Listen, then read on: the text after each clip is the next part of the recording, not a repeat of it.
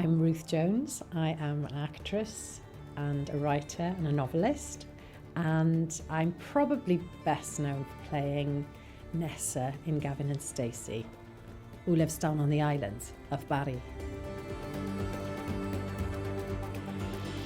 The idea for Gavin and Stacey was born like in 2001, something like that, when James Corden and I were working on a show called Fat Friends, which was about a diet club set in Leeds. James had been to a wedding in Barry, and where the bride was Welsh and the groom was English. And he thought it would be a really great sort of setting for a comedy drama. So we talked about it, and we talked about the characters that would be there. And because I'm from Porthcawl and I knew Barry Island, we found that we just had loads of ideas for characters. Who would the guests be at this wedding? Anyway, we put together a little treatment and we gave it to Stuart Murphy at BBC Three. He said, we don't have any slots for just a one-off show, so why don't you show the progression of their relationship and end the series with their wedding, which is what we did. And we found ourselves with this great material going between the two families. So we had Gavin, who lived in Essex with his friend, and had his friend Smithy down the road. And then we had Stacey, who lived in Barry Island, with her friend Nessa, who lived down the road. And that's kind of how it came about. And the rest is history, really.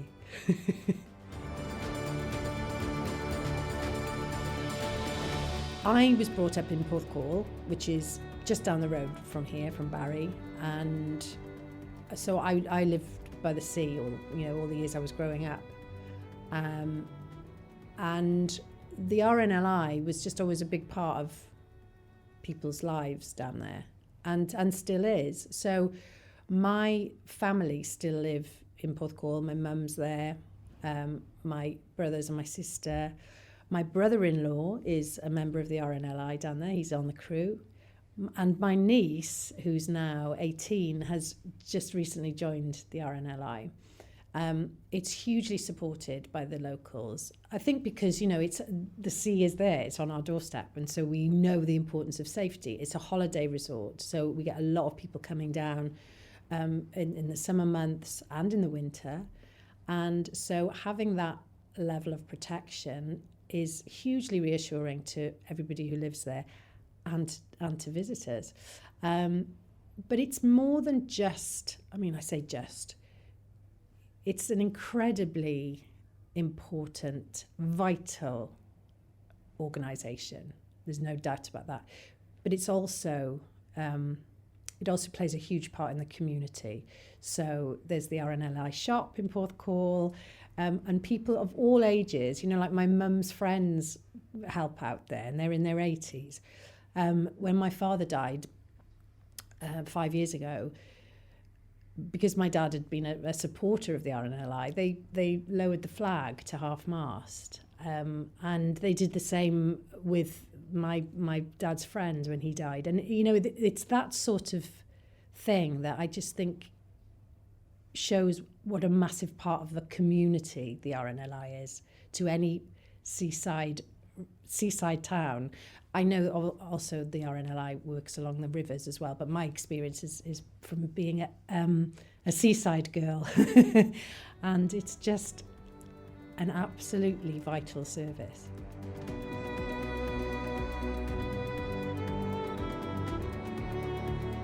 So because I've got connections with the RNLI in Porthcawl through my family and just being a Porthcawl girl, I was asked if I could help out with doing some fundraising. And I am a bit extreme, so I'm a bit all or nothing. And I thought, let's do something really big. And so we put on an event called Nessa and Friends Push the Boat Out for the RNLI. And I got into character, dressed up as Nessa, put the full works on, the mini skirt, the wig, the tattoo. And we hired the pavilion in Porthcawl. We had 200 people all sort of round tables, black tie event. I hosted it in character. The whole event was kicked off with a message from James Corden, who did this lovely message from his set in LA, from his chat show, kind of just introducing me, really, and just saying, can I just make it clear, she is not my girlfriend. She's not my girlfriend. And then so I sang Big Spender as Nessa, but I changed the lyrics. So it was a little bit more.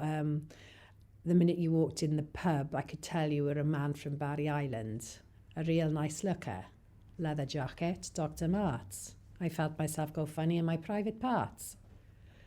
So that was that's what we sort of kicked it off with. And then just had a really good fun night. We had an auction with some brilliant prizes that were given to us by, people are so kind when I think when they know it's,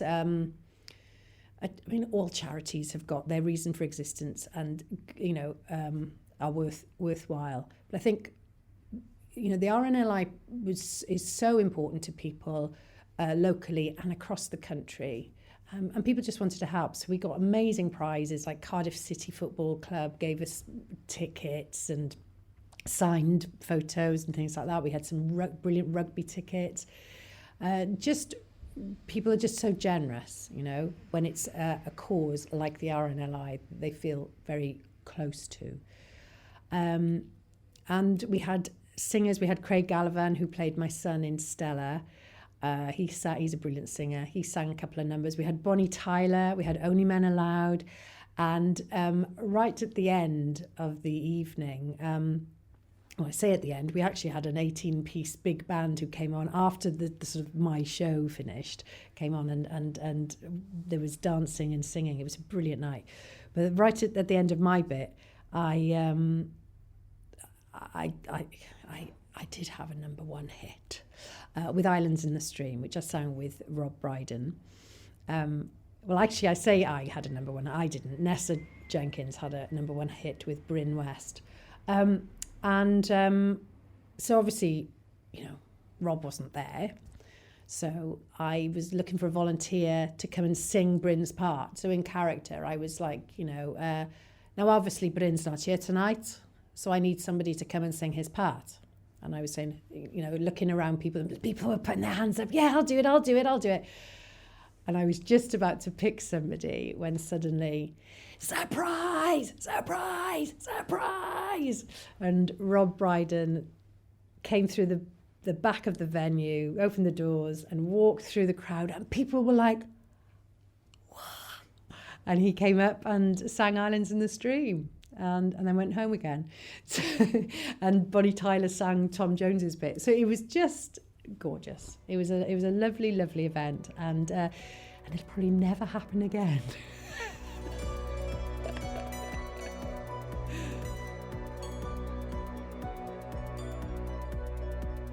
I spend a lot of time up in Lochynver, which is on the northwest coast of Scotland. It's about a 2-hour drive north of Inverness. It's really quite far up. It's basically Scandinavia.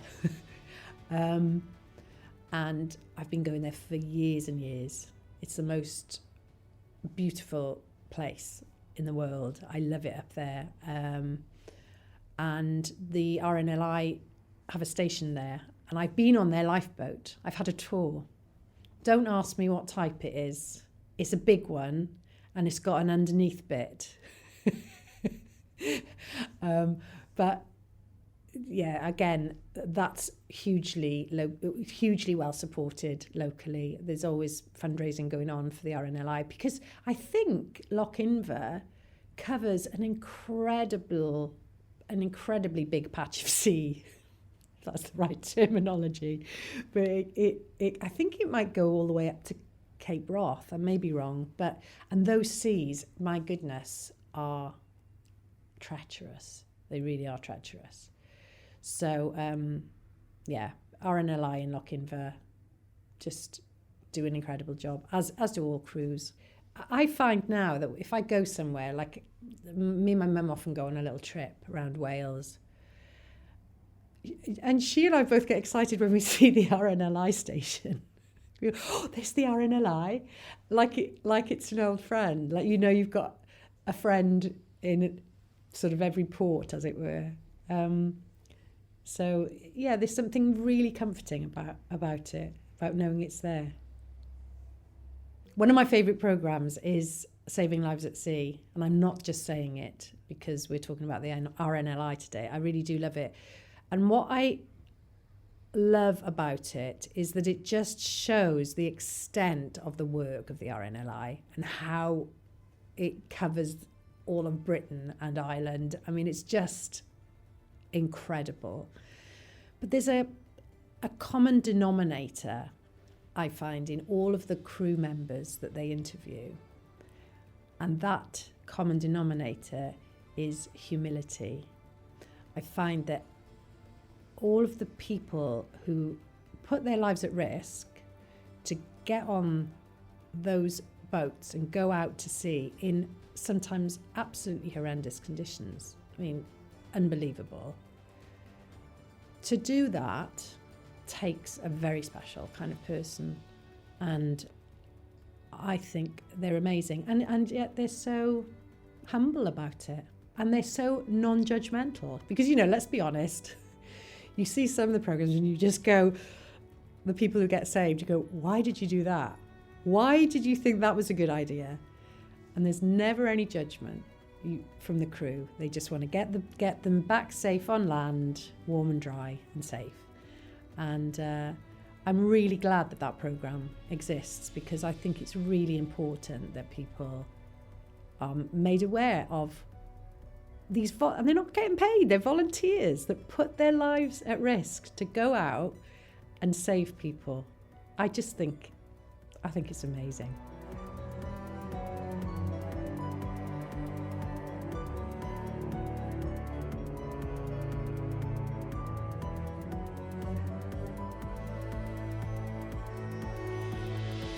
Hello, this is Tanny Gray-Thompson. You've been listening to the RNLI's 200 Voices collection. To hear more remarkable stories, head to rnli.org/200 voices or subscribe to RNLI wherever you get your podcasts. Thank you for listening. Diolch yn fawr. 200 Voices is produced for the RNLI by Adventurous Audio Limited.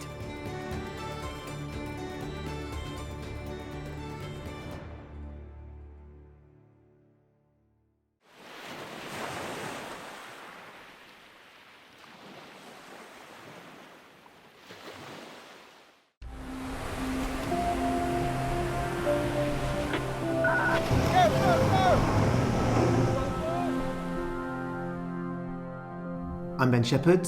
I'm a broadcaster and journalist. I host ITV's Breakfast Show and a number of other big entertainment shows as well.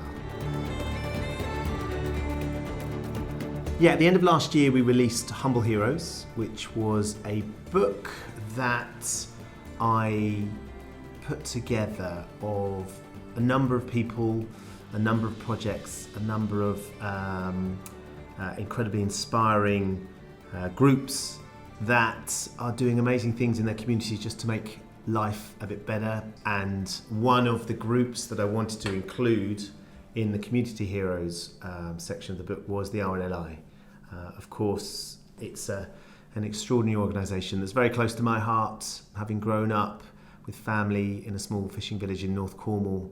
The lifeboat and the RNLI are the absolute soul of that village and have been for over 150 years. And the opportunity to just share my feelings and thoughts on my experience at the Port Isaac lifeboats and then the RNLI across the whole of the UK was a real privilege. Making the selection for the people that we wanted to include in the book was really difficult. It's really overwhelming because you realise how many amazing people there are out there that are just extraordinarily selfless. It's pretty divisive times that we're living in at the moment. It's very easy to get caught up in the headlines and this sort of tension and febrile division that there is politically, socially, digitally, certainly.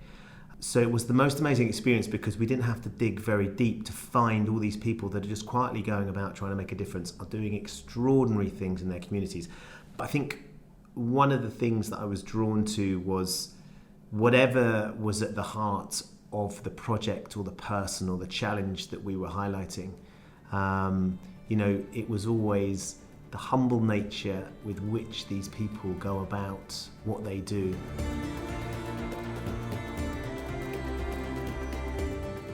So Port Isaac is a really important part of my family because my uncle was born there at the turn of the 20th century. He grew up there as a young lad. I mean, he was extraordinary. He was a fisherman in the village, one of the original fishermen in the village as well, when there was very little in the village. And our holidays revolved around going down to Port Isaac. I mean, Port Isaac is the most quintessentially Cornish fishing village you can imagine. It's where Doc Martin is set. It's higgledy-piggledy streets, grey slate roofs, the most ridiculously steep hills, tiny roads that you get stuck down, and then in the middle of it is this harbour with these beautifully colourful boats bobbing on the sea. And it's an extraordinary sea to look at because it's turquoise blue, but when the weather turns and you're in the winter, it just becomes a completely different animal, the sea. And in amongst all of that, there was never any more exciting moments as a sort of 8 or 9-year-old down there than when the lifeboats were going out, because the maroon would go up. So initially when I was a kid, there'd be 1 maroon would go up for the Coast Guard, I think 2 for the lifeboat and 3 for both. So these rockets would shoot up in the air. So you'd be somewhere in the house and you'd hear the rocket go off. And of course, because of the way the village works, wherever the rocket is, you can hear it. So you'd go outside, and one's the Coast Guard, and if 2 went off, that meant the lifeboat was going to get launched. So we'd all charge down to watch these superheroes, as far as I could see, sort of get suited and booted, and then the boat would get dragged out of the lifeboat house, and then get taken down to the sea. The romance and the heroism of what I was watching as a child meant that I was in awe of these people.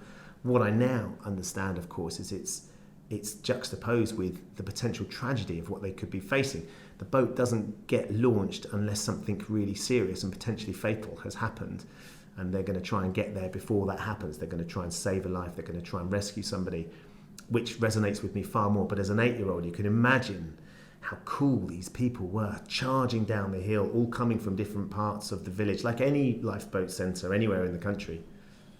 They're all volunteers. There's Nicky's the baker. Damien is the builder. One of the guys was a cake shop owner. There's people from all different backgrounds, teachers in the school. It doesn't matter what their background is. It's whoever gets down there first. The village is a massive part of my life, still is now to this day, and the lifeboat is the heart and soul of the village. I think Damien, who is one of the helmsmen, Damien Bolton, sort of said to me, there's 3 things that have always been a mainstay in Port Isaac since sort of it was created. It was the church, the pub, and the lifeboats. And he said during COVID it was really, really difficult because all of a sudden the beating heart of this village had its doors closed. And I think the thing about the RNLI and the lifeboat centres is they're always there, they're always open, they're always ready for any eventuality. And that forced closure during that time was really, really difficult. It was difficult for the volunteers, but it was really difficult for the village as well, because this symbol of who they were and sort of the soul of the village was closed up and shut away. So they would go out into the community and they'd go and check up on some of the elderly residents. And you can imagine in Cornwall there's a lot of sort of remote properties and dwellings. And one of the helmsman, Damien, went out, and I remember him telling me this story that's in the book actually, where he went out to see an elderly lady, and he'd been asked to go and check on her, and as he sort of rolled up her sleeve to put the blood pressure monitor on, she burst into tears, and he was really worried that he'd hurt her. I mean, she was quite frail, and he said, I haven't hurt you, I'm so sorry. She said, no one's touched me for 8 or 9 months. I've been on my own. You're the first person to touch my hand or touch my skin. And it was the first human contact that she had had in all that time, because she'd had to isolate and she was on her own. And you imagine how terrifying that was and how alien it was. And suddenly here was the RNLI volunteer just reminding her of there are people out there that care and that can make a difference. And it was really emotional for Damien. He suddenly understood the responsibility that he had in that position, and the fact that those volunteers of the RNLI, because a number of them would be nervous about going out. We didn't know much about COVID at the time. The idea of going out and going into other people's homes wasn't for everybody, because for whatever reasons they might have had to shield at home as well. And that was something that stuck with him, this woman's tears when he just suddenly touched her hand. And had he not been part of the RNLI crew, he wouldn't have been in that position. So we've been mates for a very, very long time, since he was a small boy, and he used to go with his family down to the village. He used to stand and look at the lifeboat and say to his mum, one day I'm going to be on that lifeboat. And of course his mum said, well, I doubt that, darling, because we live in Hampshire, so we don't live anywhere near the sea, and certainly not this lifeboat. And of course, as soon as he got down there, his dad joined, his mum joined the committee, and he became part of the crew as well. You cut him in half and it says Port Isaac. He absolutely lives for the village and the environment. And like anybody in the RNLI, any of those volunteers, they want people to be able to enjoy this extraordinary coastline that we've got. They want people to be safe, they want people to be able to work, they want people to be adventurous, but they want to make sure that, when you go out to sea, you're going to come back safely as well. And if, for whatever reason, something goes wrong, they're on hand to go and put themselves in the line of fire and to go towards the danger. And I think that's just something extraordinarily admirable. Damien and the crew went out on a particular shout, and sort of after that, Damien got awarded the silver medal. A father and son had been fishing at Tregardock, which is sort of a cliff just a bit round the corner from Port Isaac, not too far away. And they'd been swept out to sea, and the call had gone up that there were 2 people in the water. And I think there were 3-metre swells and force 5 gales, so it was a pretty tempestuous night. And of course they've launched the boat, and Damien, Nikki and Matt are in the boat, and they've gone out and they've gone round the coastline, and they can see the swell, and they can see the son's in the water, and he's clinging on to the body of what they then found out was the father.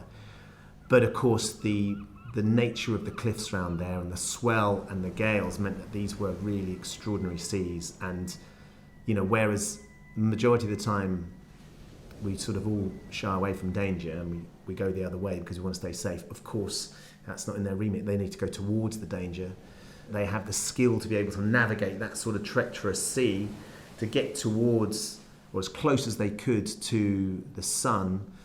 And Damien had to be pretty strident about the son needed to leave the father where he was so they could get the son into the boat, and then they could concentrate on how they were going to save the father as well if they could.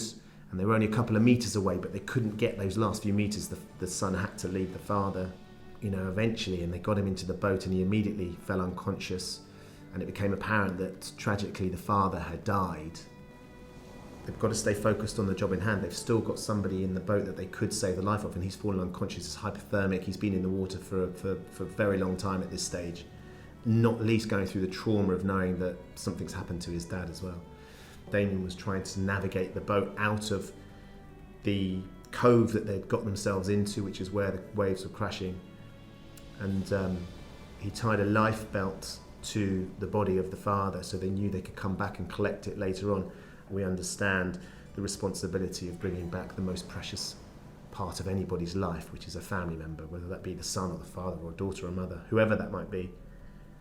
And of course, they were able to save the son, but in doing so, they knew they had to leave the father. And the tragedy of the son knowing that his dad wasn't coming back with him is something that Matt and Damien and Nikki have to sort of weigh up with the reality of the danger that they had to put themselves into, and they were able to bring the son back, the son who's now a father and has got married and has got children, and the whole family are extraordinarily grateful, because had it not been for the Port Isaac lifeboat crew, they would have lost both of them. It's still tragic that they lost the father, and that's not something that the lifeboat crew ever forget, that the sort of the pressure and the responsibility of bringing back even the body. So Damien and Nikki and Matt went back to get the body because they understood that actually being able to bring the body of the father back is hugely important for the family as well, for closure on that on what was a very tragic story, but at the same time they have the gratefulness that their son came home and he was saved and has gone on to live a full and happy life with children of his own. It's incredible that the RNLI is 200 years old. The foresight to create the RNLI back then is amazing. Not many things live to 200 years, and for it still to be thriving and growing and still to be such a hugely important part of who we are in the UK, I think is reflective of the affection and the love that people have for it. I don't think it's ever been less important as well. You know, more and more people are going to the seaside, more and more people are going on the sea, more and more people are adventuring out on paddleboards and on inflatables and in boats. You don't want any of that to stop. I think the RNLI absolutely personifies what is great in Great Britain. These people that will dedicate and commit their own personal safety in order to go into dangerous environments to protect strangers that they'll never meet is incredibly humbling. And I just think that you know, hopefully in 200 years' time it'll be even bigger and it'll be supported even in greater numbers. And there's no question that without the RNLI there'd be considerably more tragedy around our coastlines. But because of the RNLI, there's considerably more life and joy around our coastlines. And I think that's a really, really special thing. I'm John McLennan, and if you want to hear more stories from the RNLI's 200 Voices collection, then head to rnli.org/200 voices or subscribe to the RNLI wherever you get your podcasts. Thank you for listening. 200 Voices is produced for the RNLI by Adventurous Audio Limited.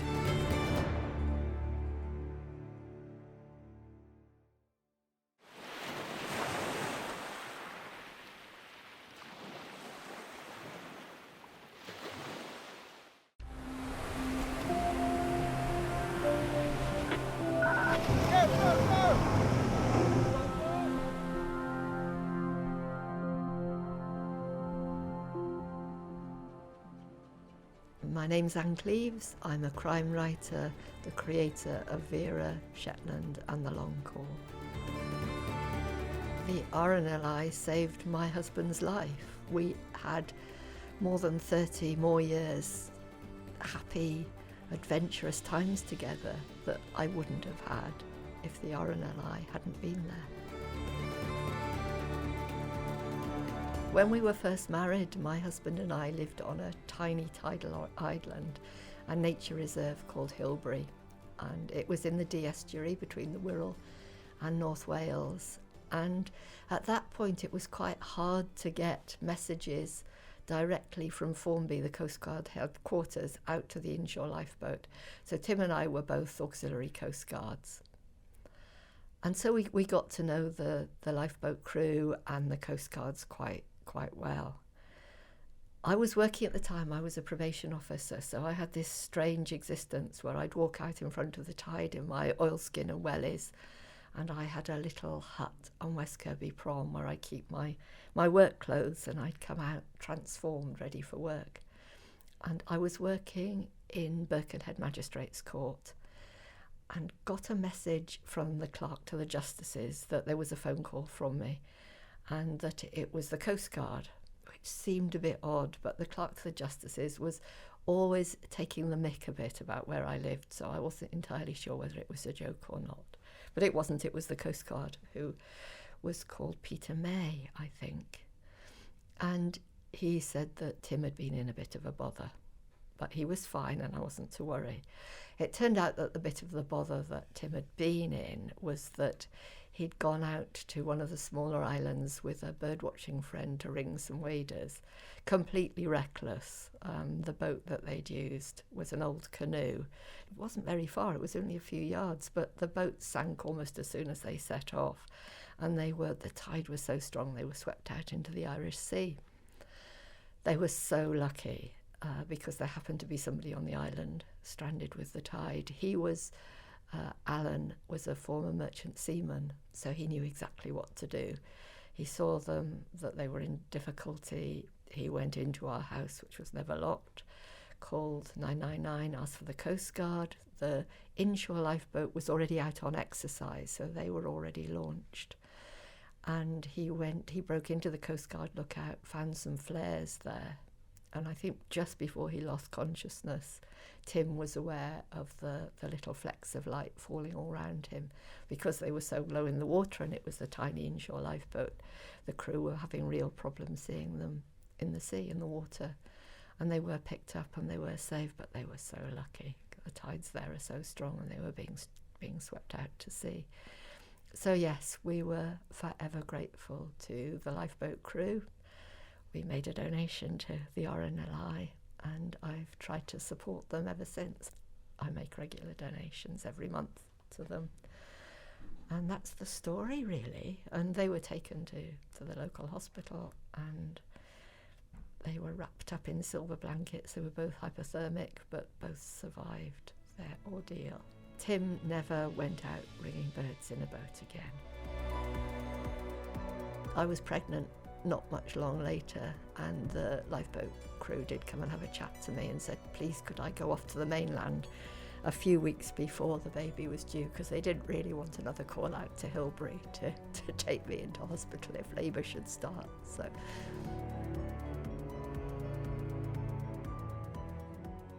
my latest novel, The Raging Storm, starts with an adventurer turning up in a not very fashionable seaside village called Greystone, which I think is partly based on somewhere like Hartland Quay. So grey, granite, no beach, almost industrial in feel, the village that I've created. I didn't want it to be a place where tourists would naturally go. And suddenly in blows in Jem Roscoe, who's a round-the-world sailor. He's a television celebrity. He's taken camera crew on expeditions up the Amazon, but he's a local man. And nobody is quite sure what he's doing in the village. Everybody's very intrigued. And then as soon as he's come, he disappears and nobody knows where he's gone or what's happened to him. He's found a little while later in a dinghy anchored in a bay, and he's found by the lifeboat crew who've been called out on a hoax call. And I suppose I wanted the lifeboat to feature quite predominantly because it's my sense that it is, in some small communities, it's very much an important part of the community. And lots of different people are involved with it, either as volunteers or lifeboat operations manager or fundraisers. And it seemed a good way of bringing lots of different people together. And when I decided that I wanted to explore that, I got in touch with my local lifeboat. I think I put a message out on Twitter saying, anybody work at Cullercoats Lifeboat, can you get in touch? So I had a number of emails from people saying, you need to talk to Anna Heslop. She's a young woman and she's now the helm of Cullercoats Lifeboat. So I tracked her down, met her, we chatted, she was brilliant. She took me into the lifeboat station, explained what would happen if they had a shout, how it was work, what they would wear. And if you're writing, it's the small details, I think, that bring a scene to life. So, yeah, these are our waterproofs. They say they're waterproof. Always somehow you manage to get some water through. That sort of thing, I think, makes things really seem authentic. And those are the details that I needed, and she was absolutely brilliant.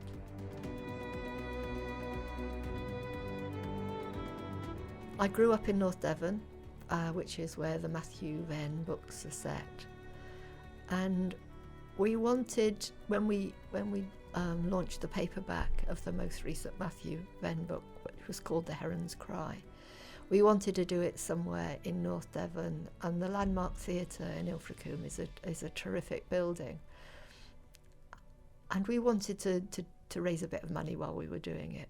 So we worked with the Ilfracombe RNLI, and they were brilliant. They came as volunteers to show people to their seats, and they were there when we did the event. I was there chatting to the producer of the TV series, the long-haul TV series. And so lots of local people were interested because they'd seen the filming taking place in Ilfracombe. But it was the day of a huge storm. I can't remember what storm it was. It was Arwen, I think. But everywhere was shut down. We couldn't get trains down to Ilfracombe. There were huge trees across the motorways. Lorries were tipped up. The trains weren't working, so I got a driver to take me down to Ilfracombe, and we battled through the storm, and he was just amazing. Steve, local guy that I know very well. And we got there, and Emma, my publicist, did the same with the producer. She brought her across in a car, and we didn't think anybody would turn up. Ilfracombe was pretty well shut down. A storm was it was a high tide as well, so there was floods. But in the end, we packed that theatre. Everybody turned out, and down a lot, I think, to the lifeboat volunteers who wanted to get their supporters out to help. The RNLI is a wonderful organisation run predominantly by volunteers. Do go and help yourself, because there's always something that you could do.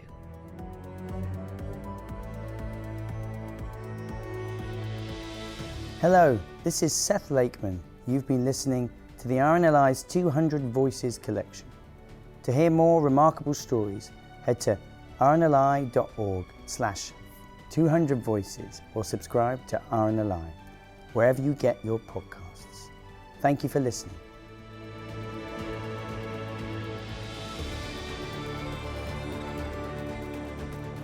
200 Voices is produced for the RNLI by Adventurous Audio Limited.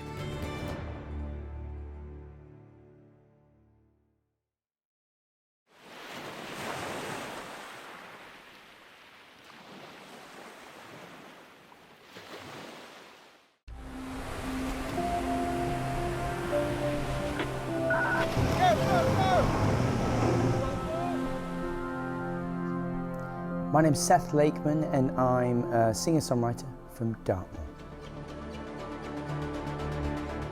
So I grew up in a musical family, going to folk clubs all the time, every weekend, right on the edge of Dartmoor there in Devon, and stories and those tunes in folk music became a big part of my life. I was absorbing them all the time.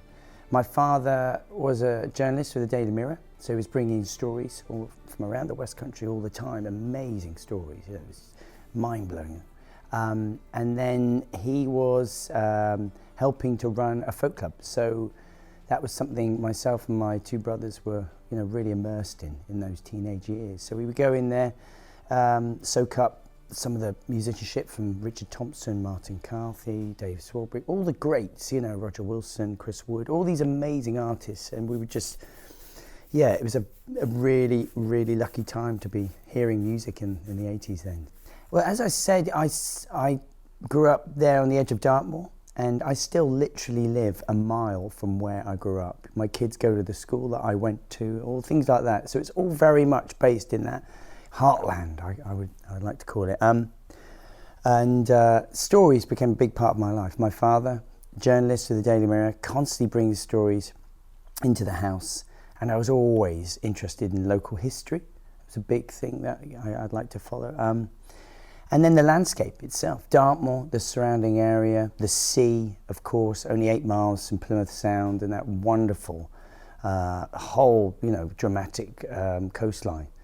That was something, I've grown up walking, swimming, the whole thing. So really, all those elements coming together became a big part of my songwriting. Without trying to, look for concepts or anything necessarily.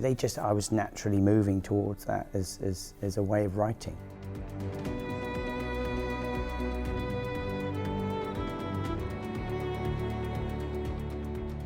When I was 19, a good friend of mine, he stayed at my house, and then he said, I'm going to surfing the next morning. He went surfing down to Polzeth. This is a different Polzeth than it is now. But,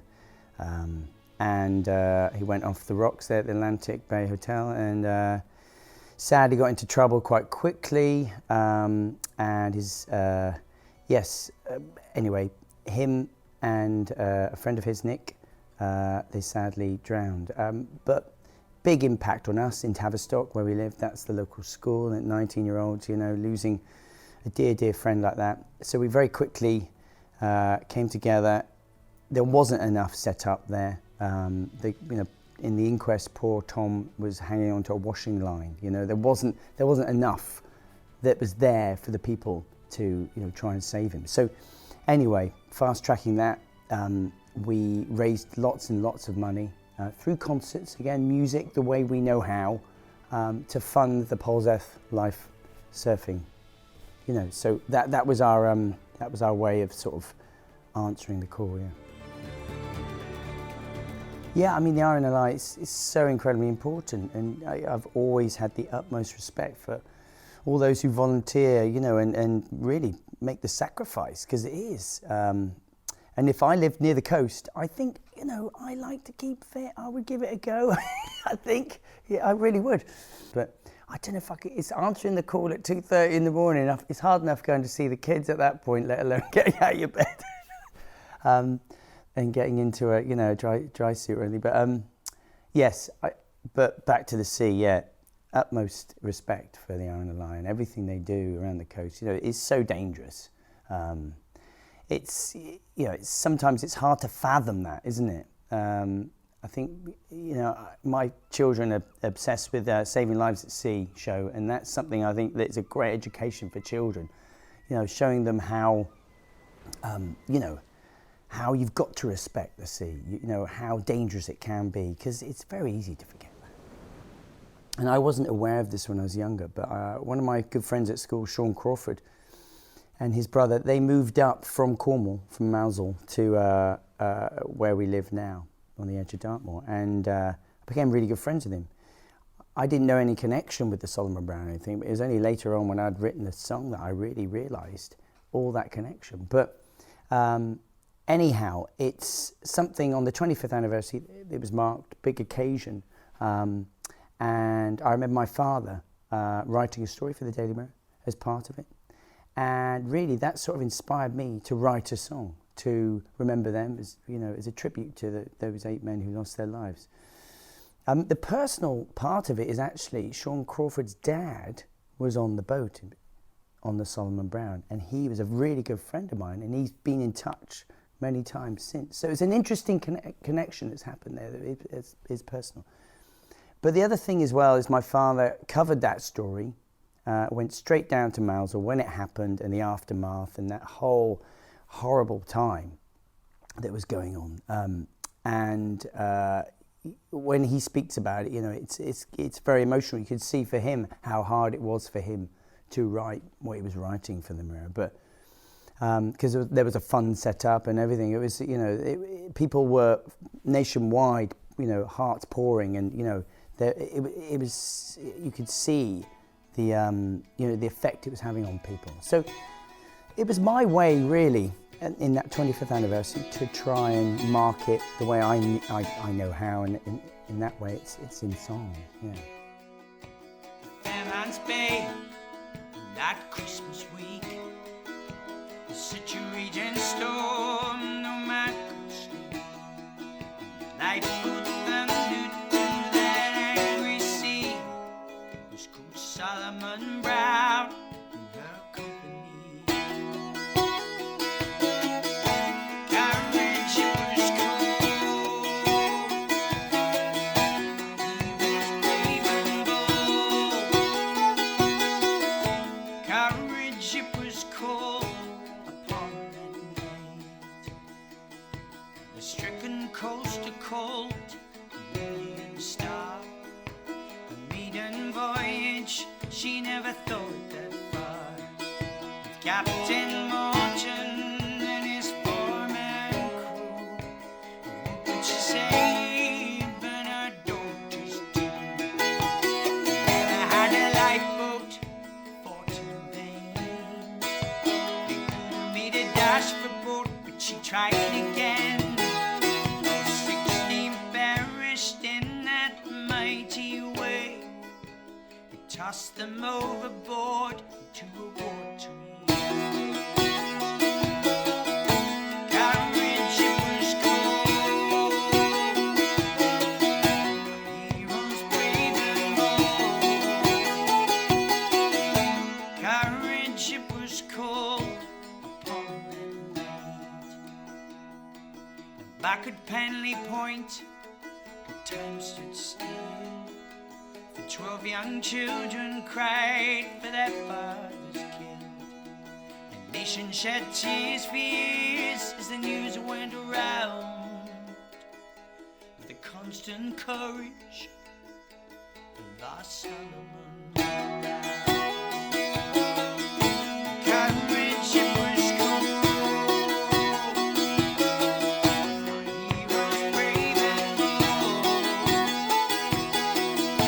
Courage, it was cold upon that night. Courage, it was cold. Heroes brave and bold. Courage, it was cold upon that night.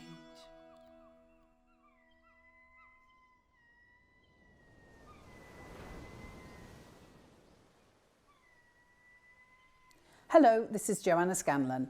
You've been listening to the RNLI's 200 Voices collection. To hear more remarkable stories, head to rnli.org/200voices or subscribe to RNLI wherever you get your podcasts. Thank you for listening. 200 Voices is produced for the RNLI by Adventurous Audio Limited.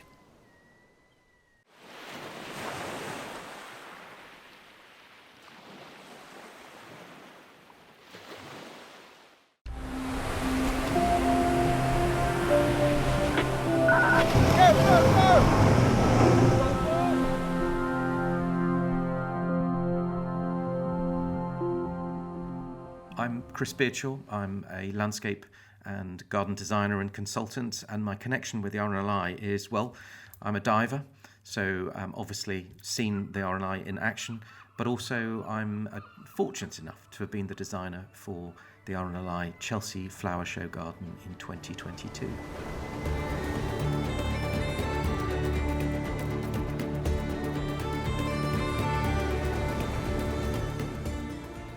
One of the things that is, I think, extraordinary about being close to the water is that feeling that you're in, it's a magical environment, but I always felt as though I was just borrowing the opportunity to be in that environment, especially when you're diving. You know, there's something about just kind of slipping beneath the waves and the sound quality, the light quality, and of course, everything that's visually available to you is transformed. It's all an alien environment. And so, you know, there's a great deal of love, but also a great deal of respect for that environment and the fact that you know, I always felt that I was there just for a few moments, just briefly, and able to witness things that that perhaps no one else had ever seen. Almost inevitably, when you spend your life in and around water, and in my case as a hobbyist,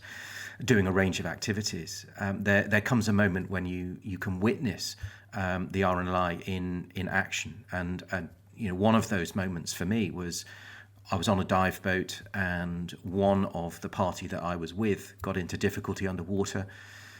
You know, it's a sort of classic tale of somebody doing something that perhaps they hadn't fully rehearsed, they weren't fully practiced, with new kit, and it just sort of threw their sort of processing, and they got into difficulty, and as a consequence, we saw the RNLI in action, and you know, it is an extraordinary experience because there is a sense of, I suppose, when you see that boat coming towards you, and the professionalism with which the situation is handled, and the whole scenario.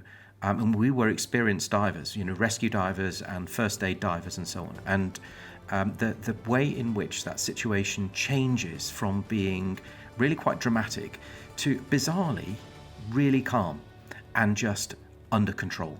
And that is something that you very rarely get to experience in life. The almost that kind of wave of talent that comes towards you, that just takes control of the situation, and as a consequence, that particular individual was able to dive again, which is fantastic. But yeah, extraordinary to see.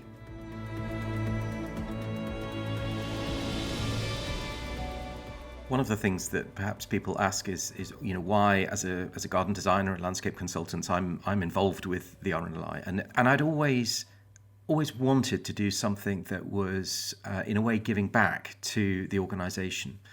One of the things that we did many years ago was to redesign the RNLI garden at the National Memorial Arboretum. I was then fortunate enough, because of my connections with the RNLI, to be offered the opportunity to have a rose named after me, which the proceeds of which, when it was sold, went back to the RNLI. And then, quite fortuitously, I came across a member of the organisation, and we talked about the contribution that gardens can make in terms of just having a very broad appeal. And of course, many of the people who support the RNLI are also really keen gardeners. And so that sort of logical crossover between Chelsea Flower Show, using that as a platform, as a foundation to advertise and to inform what the organisation is about to a wider audience. But the challenge of bringing that to fruition, the fact that it's a charity, it can't just spend money on creating a garden at Chelsea Flower Show, which inevitably comes with quite a high price tag. And so after many years of doing show gardens, I think we've done 14 now through the decades, we'd pretty much decided that we weren't going to do any more. And then a group of individuals called Project Giving Back came along and in fact asked me if I'd like to do a garden for a charity, and they would fund entirely that particular venture. They just wanted to give the charity a platform. And the question was, did I have any thoughts on which charity I wanted to support? And of course, there was no hesitation in my mind. It's the sort of beautiful opportunity to bring that garden to life and to give the RNLI an opportunity to tell on a very open stage, to tell as many people as possible, 3 million people watching on the TV and the tens of thousands that visit the show, to tell people what they do and for people to meet the volunteers. So often what we see is either somebody collecting at the coast, or we see those sort of donations and information coming through the post.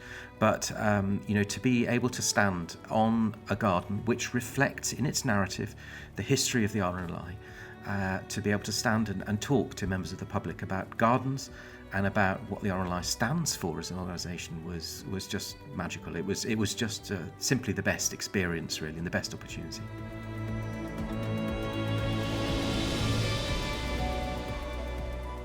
One of the challenges, of course, of creating a garden at Chelsea Flower Show that genuinely reflects the RNLI is how do you start that narrative process? How do you develop a narrative? A garden tells a story, or can tell a story, and I very firmly believe that my job as a designer is to gently tease out the threads of the organisation and to weave those threads into a narrative which is, first of all, a beautiful garden, and secondly, for those who are able to access the garden, allow the garden to tell a story. So we started to look back in the history of the RNLI, going right back to its formation, to the style of architecture that was popular at the day, to the individuals and the motifs that were used, that kind of initial rallying cry, if you like, of the RNLI.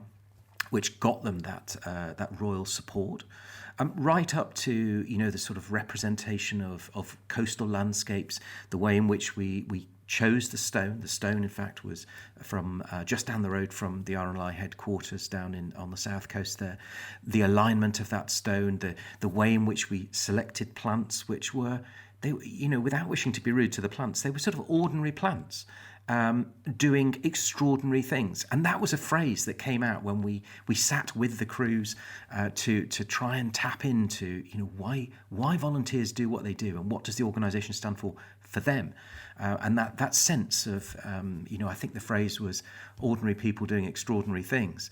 And so to be able to flip that into plants and create a robust and resilient, a fabulous community of planting that in a way reflects that sort of community spirit that all of the volunteers and all of the team have. So, there's lots of different threads woven through. But first and foremost, it had to be a beautiful garden, and it had to be positive. It had to tell the story of the way in which the organisation transforms lives in such a positive way. And of course, there are some very poignant moments too. One of the crew members that we spoke to said that, that there's a moment after you've been out on a shout when, you may have been heading out into the darkness, into the unknown, and you make the rescue perhaps, and then the boat turns around and you head for home. And he spoke very eloquently about the importance of light and seeing the light of land, seeing the light of harbour, and the significance of that in terms of the way in which that it's almost a sort of comfort blanket coming back in. You know that it's a job well done, and you know that you're safe on your return. And so hanging a light at the back of the garden in the Georgian style, but just visible through the canopy of the vegetation, as that reminder that when we turn and head for home, there is that sort of constant beacon, that constant warmth and reassurance from the light.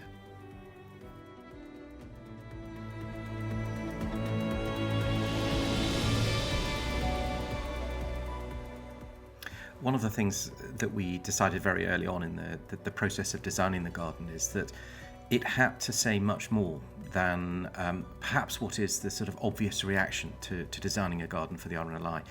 So I think somebody in very early on in the process said, is this going to be a sort of an old lifeboat pulled up on a beach with a bit of damp seaweed hanging over and all? And we said, absolutely not. A garden is much more sophisticated. The organisation is much more complex. We watched and filmed a boat being launched down the ramp, and as it hit the water, we plotted the bow wave, and the curvature of that bow wave as the surf rolls back, follows the line of the hull, and then resumes its position behind the transom. That curvature was the perfect curvature when mirrored and then slightly misaligned for the curvature of the path. So everything in the garden had a story. It was you could look at anything and say, well, why that? And we were able to say, that's great. Thank you for asking. This is why. And so the garden became a real talking point. And I think that the volunteers were pretty hoarse at the end of the week, which is great.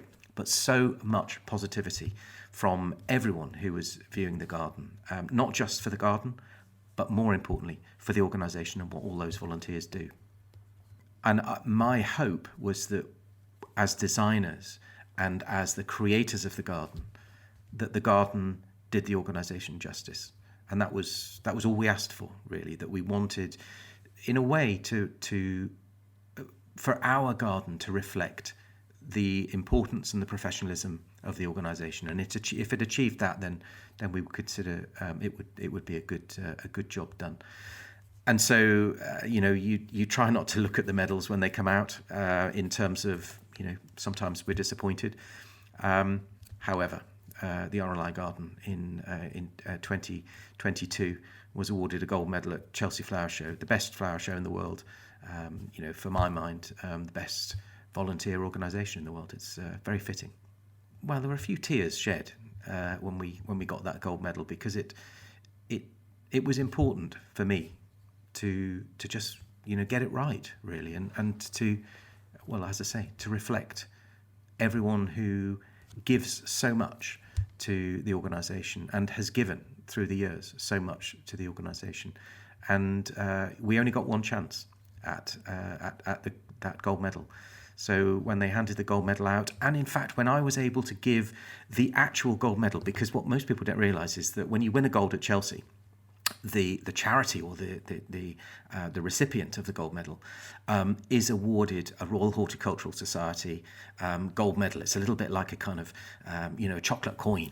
And I went to the RNLI AGM just a few months ago, actually, and was able to award the official RHS gold medal to the RNLI there, and that was a really proud moment for me, to be able to recognise, and for everyone in that room and everyone on that call, all those people watching and listening to the AGM, to encourage them to think what had been achieved, what that represented, and to say thank you.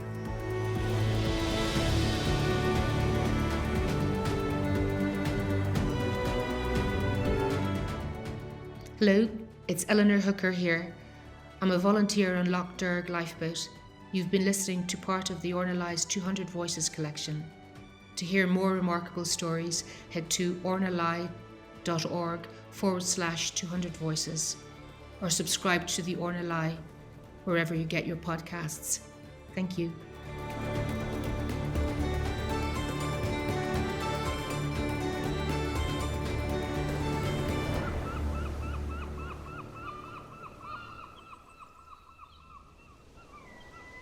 "200 Voices" is an adventurous audio limited production for the RNLI.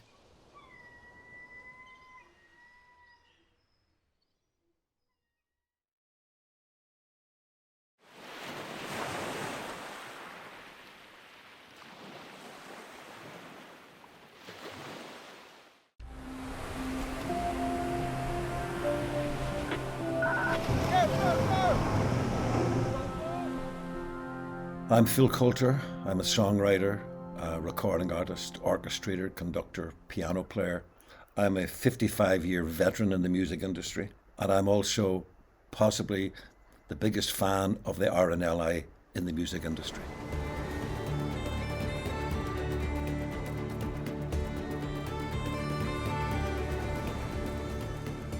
Well, my first connection with the RNLI came about through a pretty tragic event in my family, when my elder brother Brian was drowned while windsurfing in Loch Swilly in County Donegal.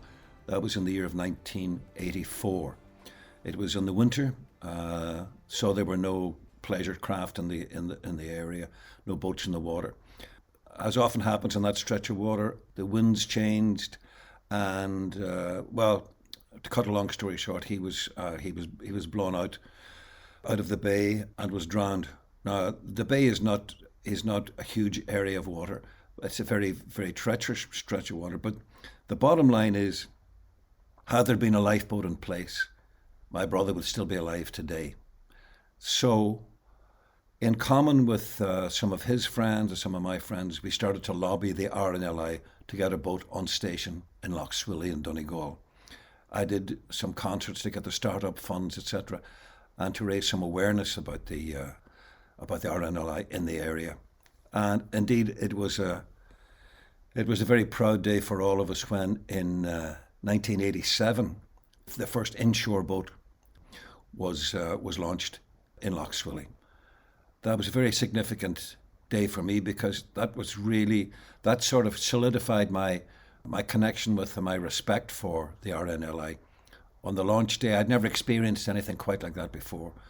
And when I heard the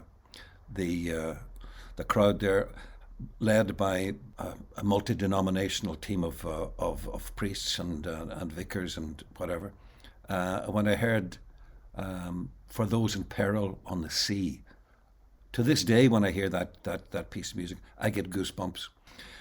In the intervening year or so, I thought, well, apart from raising funds for the boathouse, what it could do is raise a bit of an awareness. So I came up with the idea of writing a song, and that became Home from the Sea. And I finally got around to recording that in 1989 with one of our leading balladeers, as we call them here, one of our leading folk singers, Liam Clancy, one of the famous Clancy brothers. On a cold winter's night, with the storm at its height, the lifeboat answered the call.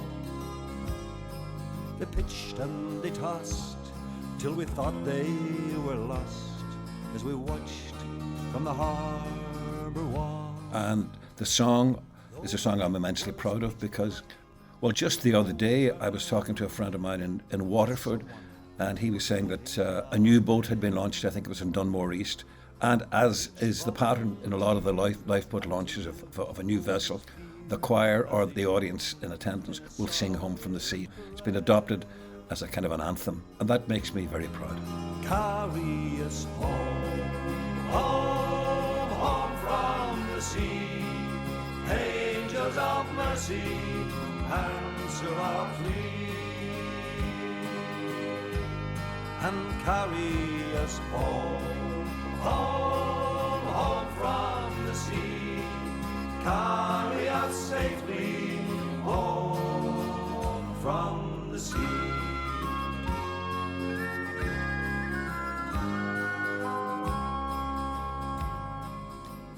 To write the song, now I've made it my business to be a bit more aware of the operations of the RNLI and of the volunteers who man the boats, and the fact that when that buzzer goes off, or when these days when they get the alert on their phones or whatever, even in the darkest of nights, even in the wildest and highest of seas, these are folks, men and women, who head off into a dark night, waves the size of 3-story buildings, never knowing if they're going to come back. I mean, there's a misguided notion that lifeboats are unsinkable. Mostly they are, but the history of the RNLI, I got plenty of sad stories of crew being lost. So to me, they were very selfless people, and to be honest, when I'm in the company of lifeboat volunteers, I feel very humble because I think they are pretty much unsung heroes. They're just normal Joes, and when they set sail at night, leaving their wives and loved ones behind, to me that's a big gesture. Anyway, getting back to the song, I just visualised an emergency call. I imagined it just on a little coastal town in Ireland, and the call going out. And back in the town. And back in the town, on a street that runs down to the sea and the harbour wall. They had gathered in pairs at the foot of the stairs to wait for the radio call. And just before dawn, when all hope was gone, came a hush and a faraway sound. And a faraway sound. 'Twas the coxswain, he roared, all survivors on board. Thank God, and we're homeward bound.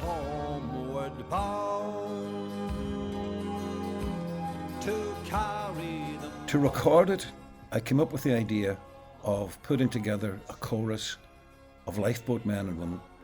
And so on the actual recording day, Liam Clancy was the featured vocalist, but I had one volunteer from every lifeboat station around the coast of Ireland.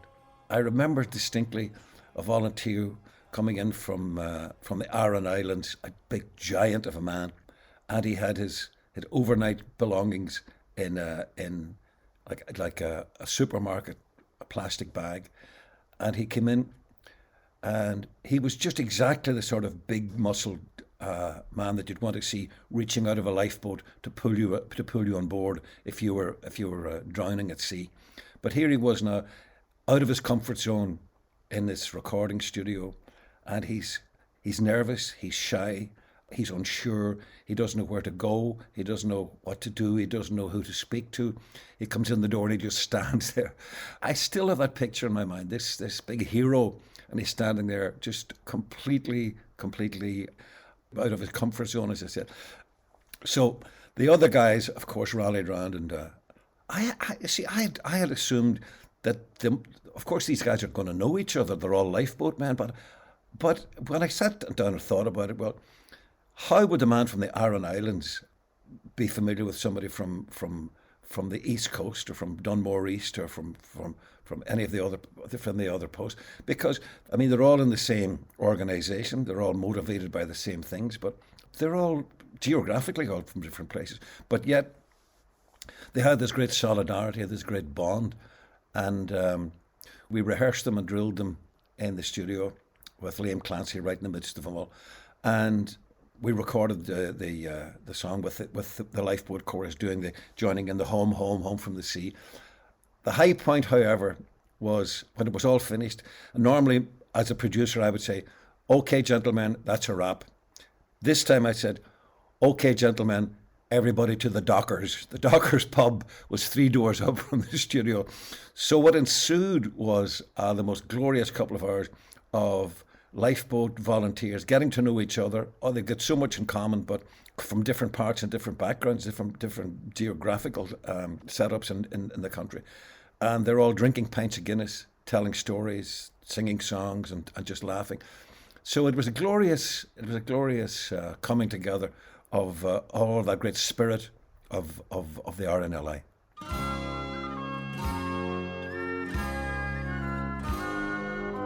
The RNLI consists of ordinary men and women who, when there are folks in peril on the sea, will voluntarily climb into a lifeboat, set sail into a dark, raging sea, and put their own lives in danger for free.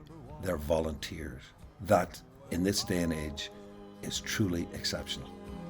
To carry them home from the sea.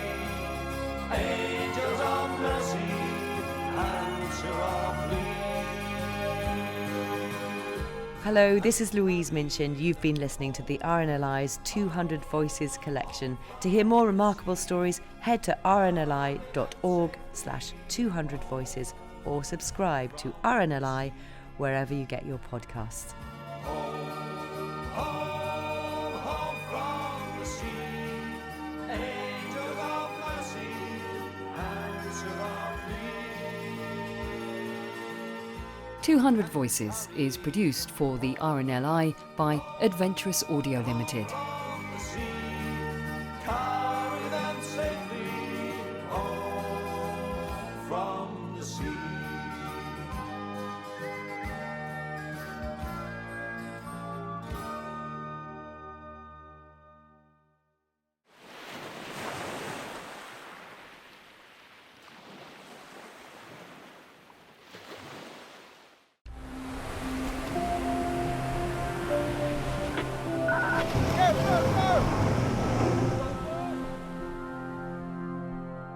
When I was a kid, because I did live not far from the Thames, Battersea, there were always people drowning in it. You know, there were just people getting drunk and going for a bit of a swim, or there was odd little boats moored out. There was always somebody, some terrible thing. Until you take a boat on the Thames yourself, you've got no idea about the strength of what the currents are, the tide. I mean, it really is incredibly strong, you know, and you can be swept away. It's a dangerous river. All water is dangerous. It just is. It was literally the call of the sea, really. I mean, my wife Shane and I, we started after I was ill. I was seriously ill 25 years ago. And during my treatment, sometimes I just kept thinking about boats, and I don't know why. You know, I'm from Battersea, you know, I don't know, as far as I know, there's no seafaring lineage in my family. But I just started thinking about boats, and then I said to Shane, you know, we're going to get two things if and when I get better. We're going to get a Rolls Royce and we're going to get a boat. Anyway, it was a mad notion, but we got a little narrowboat. And to cut a long story short, we then had a narrowboat built, and then we did a lot of the inland waterway. And in that process, I started to get the call of the sea. And I said to my wife Shane, I said, I'd like to get you know, ocean-going boat, sea-going boat. And then we got the boat with the intention of just poodling up and down the inland waterways, Thames mainly, and then we were going to go down and possibly employ a pilot to take across the channel and then investigate the French canal system. But something went wrong down the end of the estuary, and we ended up staying down on the Medway. We did encounter the lifeboat crew down there at Sheerness. They were great. They sorted us out. We went in there because we broke down and were going round and around in a circle, and nearly hooked up the boat onto the USS Montgomery, which is the biggest unexploded bomb in Europe. Luckily, we didn't. The boat was new, and so there was a teething problem with the rudder. Something had come loose, so it got fixed. So we were going round and around in a circle, and I really didn't know what to do because it's too deep to drop the anchor down there. And I came out. We'd gone down there with just a list of boys, you know, just out to get into the Medway. I mean, it's mad when I think of it, you know, how unprepared I was.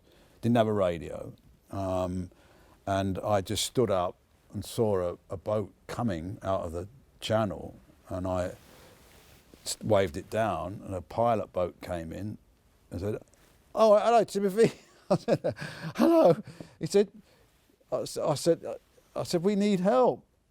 He said, "Yeah, that is the international sign for distress." I said, "All right, well, we are in distress." So he said, "What are you doing?" I said, "We're trying to get into the Medway."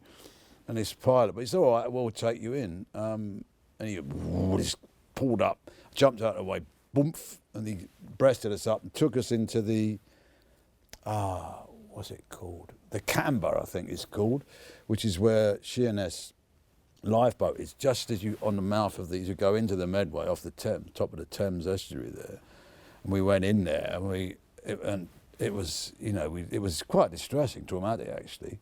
And then we were in there thinking, what the hell are we doing? I mean, we were bashing around all over the place. There were big tankers coming in and out of the estuary, and we were going up and down. And Shane, my wife, always says, well, you know, she always says the same thing. If you've run aground or whatever, or we're in property, so I'll put the potatoes on. So Shane put the potatoes on, and we could get the dinner ready. And then the following morning, I just toddled over to the office, found the RNLI. I didn't even know they were there, actually. And they escorted us down to the point where we could pick up the boys. And then their kind, quiet help got us on our way, got us out of that place, so we weren't in the way of anybody else. And there was no, you know, it was, so I thought, this is a great, great experience, you know. And I didn't experience them again 5 years later. I didn't call them ever out again. I would never call them then. They just happened to help. When we came back after our circumnavigation, where I thought I'd become really experienced, and I'd come down the North Sea, across the Irish Sea, gone right up the Irish Sea, and, you know, been round the Lizard, round the Land's End, through the Menai Straits, done all these, worked all the tides out, all this complicated things. A big sign at the Menai Straits when you get to the end of it saying, this is the most dangerous piece of water I've ever encountered, Admiral Hornblower Nelson. A big sign as you come out of it. So then we come down the whole North Sea, down that side, back to the Medway, and I thought I was, you know, plain sailing back to where we'd started. And this night came in, I was exhausted, gone a bit nuts with, and I got lost, and completely lost. All these lights and big cargo boats behind us, and I tried to struggle to find where I was, and in the end we called the lifeboat again, and there we met the small boat, the inflatable, came out and found us, calmed us down and put us on a pontoon and sorted us out again. So, I mean, it's funny, you know, and again, no judgment. You know, I keep saying it, they're there when you need them. Well, what I've always been struck by whenever we've encountered them is how non-judgmental they are, for a start, how unprescriptive they are, unless they really think you could do with advice. They're just there, and they make it known to you that they're there and that they help you, and you invariably don't even have to ask them. They'll, anything you ask them, they'll answer. But they are just invariably like a wonderful group of men and women who are, dedicated to being there for others. I mean, it's a brilliant thing. I mean, and every time I've encountered them, I always find this wonderful mixture of amiability, approachability, and a great sense of security to know that they're there, always. And it's obvious they're so well organised and so well trained, I just think this quiet, undemonstrative. They're very undemonstrative about what they do, which is always fantastic, because it's not like, they're not broadcasting what they do. They just do it, and they just do it quietly and with expertise and with great charm, invariably. I mean, when you think of it, there's no price. I mean, obviously it costs money, and there's a structure, and you have to, so many good people are raising constantly. It's always a struggle to raise money, but the price tag that is never advertised to the people who use it. It's almost like akin to the sort of the church, really. It's there. You can go in it when you want it and sit there. Nobody's asking you to pay to go in there and sit, and you can talk to a vicar. It doesn't cost you anything. It's a bit like that. The fact that, this charity, and people have an intention to work because they feel a desire to do something that helps others. I mean, that is in its simple form.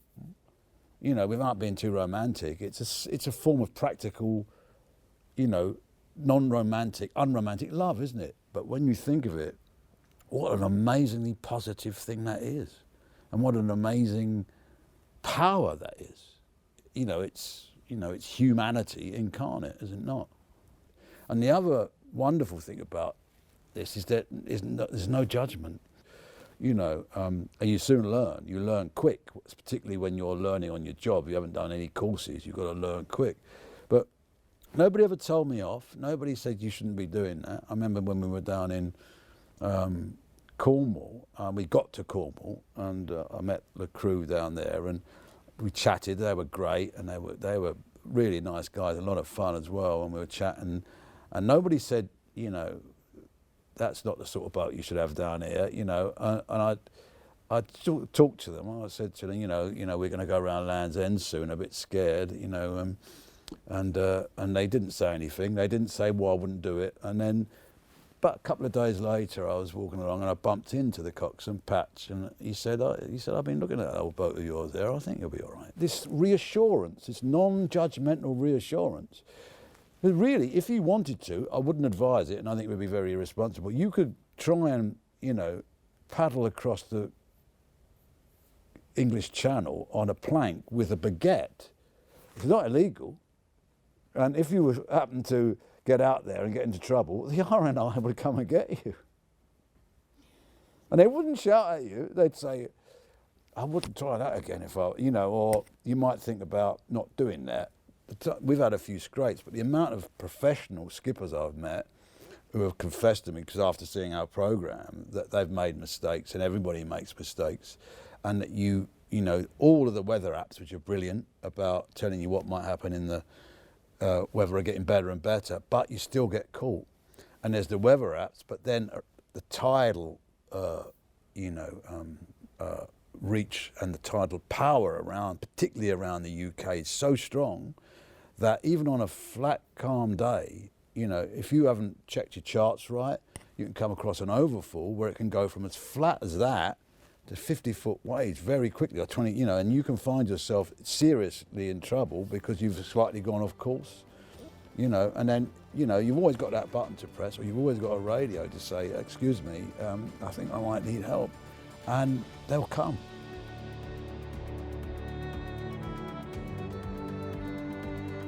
We must really accentuate the positives, particularly in this country that still has great quality, which is a free National Health Service, free emergency service, and excellent people are doing it, and in the RNLI's case, voluntarily.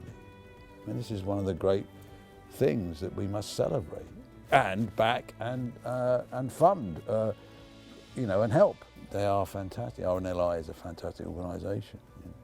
Not to say that professionals aren't as dedicated, but maybe it is because it's not something it's not a contract, apart from a contract from your own heart, is it really? But it's also, you wouldn't do it unless you had a real sense of your shared humanity and what it is, what people get out of being saved and what you can get out of giving. It's a reciprocity, is it not? And you voluntarily choose to accept the discipline of what that is, the training. And I would imagine anybody with a rose-tinted view of what it takes to be an RNLI member will soon find out that there are things you've got to learn and adhere to, and a strong structure of what, safety and what it takes to be in a team in a treacherous situation to go and help people. You've only got to see the programs to see how well organised and how well trained and how specific that training is, because it's like 200 years of experience has taught them what is required. And it's no point in killing yourselves if you're not going to kill. So there's all that, although there have been, as we know, tragic and appallingly sad instances where lifeboat crews have taken risks, knowing that they're risking their own lives to save people, and have perished in that process. However, careful you are on boating, whatever you do, the sea is a dangerous element. It does what it wants, when it wants. It makes up its own mind. I've been involved in trying to get a project off the ground about the Penley lifeboat disaster. There's been various attempts to get that made. It'd be an incredibly amazing, dramatic story to tell. There's all sorts of reasons why it's not been made, I presume. I don't know, but it's a tale that could be told in a TV series or a film. I mean, it's just about in honour of what, of the practicality, what it is, what people do, the consequences, the lives that go with this people. Because, you've got the crew, and then you've got their family, you've got the people who love them. Every time somebody goes out on a shout when the weather's bad, they're risking their lives, but they're also, there's a whole network of people around them that support them and love them and are part of the family of the RNLI that are, have a stake in this, So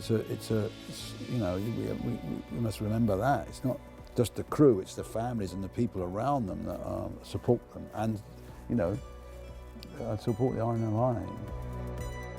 They're there for you. They are people who volunteer for you to make sure to do everything they can in their power to stop you dying or being hurt at sea.